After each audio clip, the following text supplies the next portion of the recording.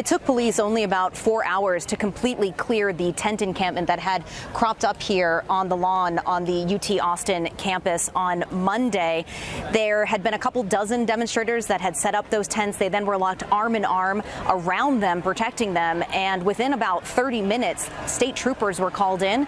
They encircled those protesters and started arresting them one by one. There have been at least 40 arrests that have taken place. And of course, this comes less than a week after 57 individuals were arrested here during the initial start of these demonstrations. You can see that the lawn has now been completely cleaned up, and there are a couple dozen students and demonstrators that have retaken over the lawn. But in between that happening, there was a very dramatic confrontation between police and demonstrators that took part on another part of campus.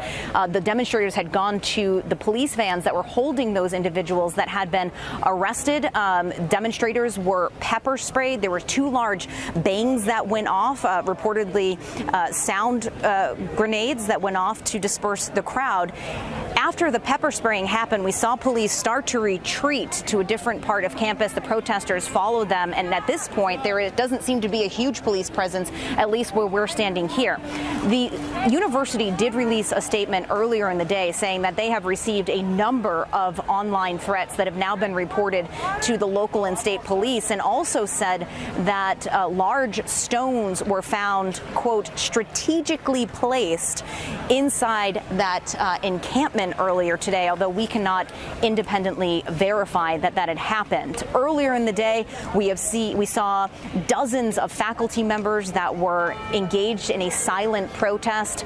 More than 500 of them sent a letter to the president of UT this morning, on Monday morning, saying that they have lost confidence in his leadership. It's unclear at this point if there is going to be a vote of no confidence in the coming days and weeks, but things starting to calm down a little, but you can see the chanting picking up once again. Toni Waterman, CNA, Austin, Texas.